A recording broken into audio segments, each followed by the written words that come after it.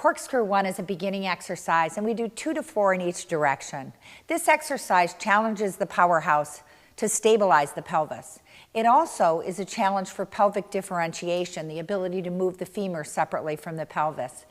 It helps to stretch the hamstrings, and it also prepares the body for the more advanced corkscrews that will come later in the order. So let's take a look at the setup. We've come right into it in our transition, and the legs are up in Pilates stance. You want to make sure that the feet are directly over the hips, that the leg is straight, the turnout is not too wide, and that as you come down the body, the ribs are flush into the body, the hands are long and extended beside the side with the fingers together, and the arms are actually pressing down a little bit. Look to make sure that the neck is in neutral, and we have one long line from the tip of the head all the way down through the bottom of the sacrum. The sacrum is flat. The initiation of this exercise begins with an opposition from the abs and the obliques. Pull the legs across toward one shoulder, keeping the pelvis still. And then it's just a little bit of a circle and a stop at the top, and then we reverse the directions immediately. Precision points.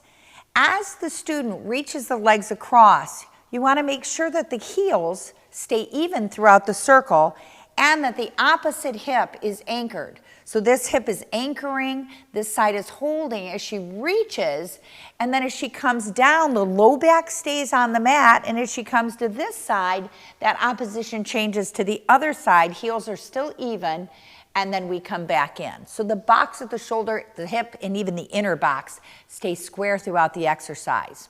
Common errors are making the circle too big so that we rock and roll on the hips, losing, and you saw that there, losing the connection of the heels, so one heel slipping past the other, or losing the center line, bracing the body. So often, rather than stabilize from the powerhouse, a student will push their head back, push their chest up, ouch. So all those are things that go wrong. Additionally, sometimes you'll even see the wrists lift up, and the student will try to push the hands in to stabilize. Now, let's take a look at a few reps of that in real time. So, holding the back of the legs together like they're laced, scoop deep around and stop. Reverse around and stop.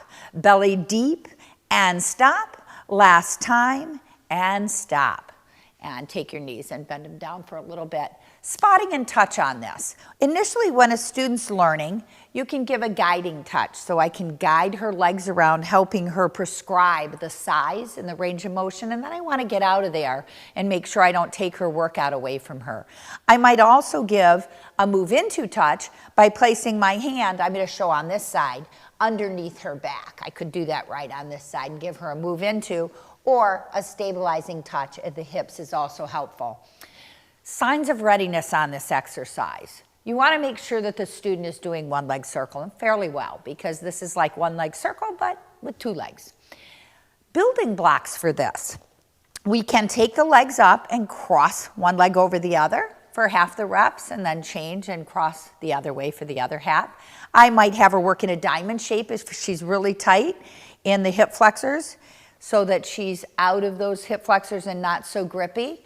And I also might, for a tight back, have them slip their hands under the pelvis and do it here.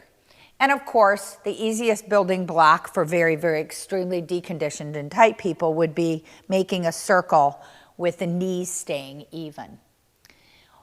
Let's look at the transition into the next exercise. The legs are up, and again, we have 2 transitions. So at the intro level, before they're really, really strong enough, they're going to bend their knees, slide their legs out long, bring the chin to the chest, and they get that roll up to open their arms and legs wide. Now, go ahead and lie back down.